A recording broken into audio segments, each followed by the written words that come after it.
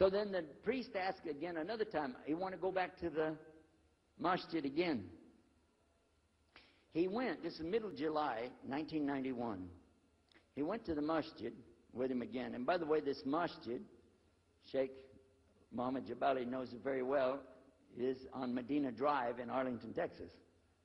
And that's where they were going to, because we were living in Midlothian, just south of Oak Cliff and south of Dallas. So they didn't come back. All night we're waiting. What happened? Very late they came back. And when he came in, I looked. There's Muhammad. I recognized him. Who's the guy with him, though? He's wearing a white jalabiyah, white dress like this.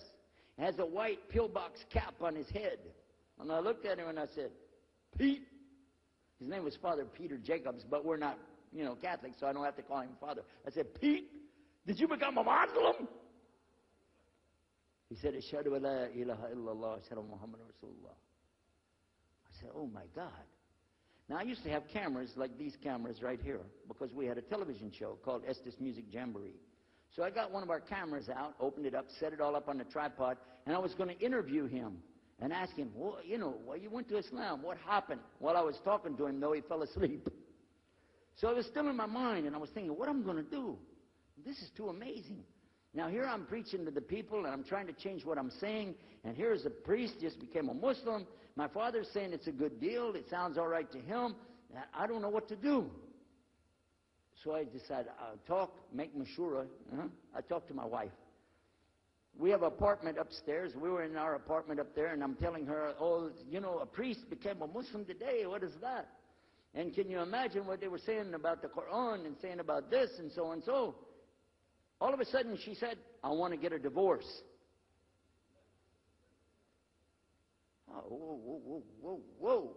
It's not the subject, but what happened?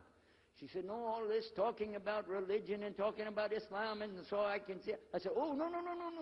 No problem here. No problem.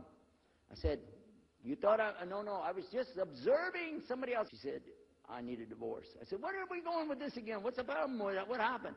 She said, a Muslim can't be married to a Christian. I said, what? No, wait a minute. Hold on. I don't look at me. I'm telling you, I swear, I don't want to be a Muslim. Okay? And even if I did, don't you remember what he said?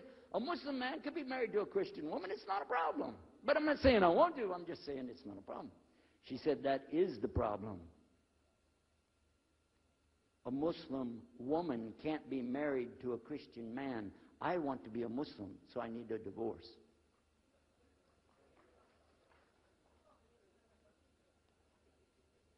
I'll never forget, I was sitting right on the edge of the bed, just sitting there, and I almost fell over. I said, at last, I can tell the truth.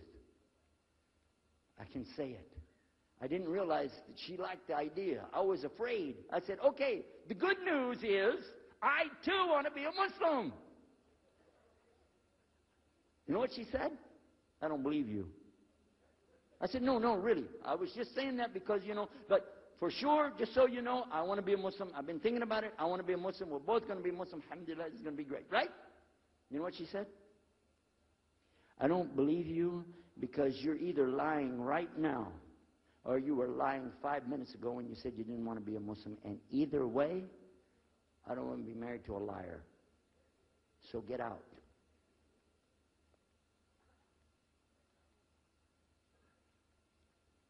So I started leaving. I'm walking down the stairs of the apartment. I'm down to my father's part. I said, wait a minute. Where am I going to go?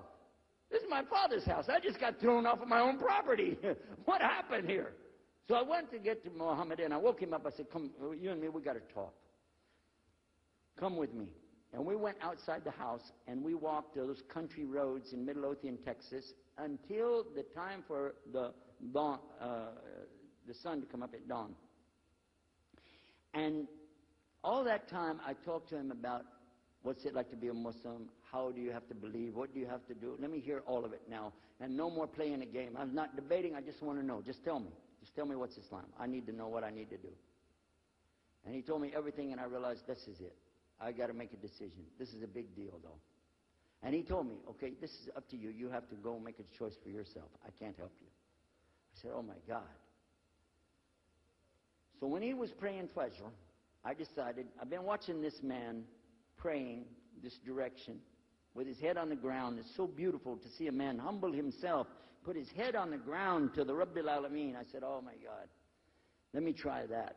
So I sneaked off somewhere where nobody could see me, illallah. And then I found a place, a board there, and I bowed down on the ground, and I put my head down on the ground on that board there. So, but I put my head on the ground, and only these words came, no more words, just this. Oh God, guide me. That's it. Within a few minutes, it became clear what I needed to do, and I had to develop an idea of how to pull this off. I talked to my wife, I talked to my father, I made a bath, and at 10 o'clock that morning in Midlothian, Texas, I went in front of this man named Muhammad and this new man named Yahya, who used to be the priest, and I said, Ashhadu an la ilaha illallah wa ashhadu anna Muhammad Rasulullah. Immediately after that, my wife did her shahada. Ashhadu an la ilaha illallah wa ashhadu anna Muhammad Rasulullah.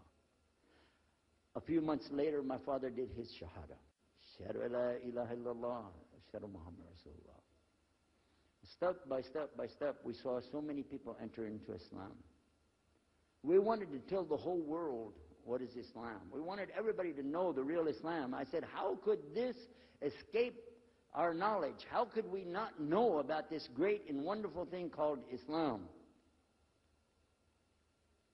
And it looks like all we got to do is just tell the people. I went to the imam of the masjid there, and I told him, let's tell the people. Then I found out something else about us as Muslims. And that's why we've got this convention here right now. This is why we have the exhibition.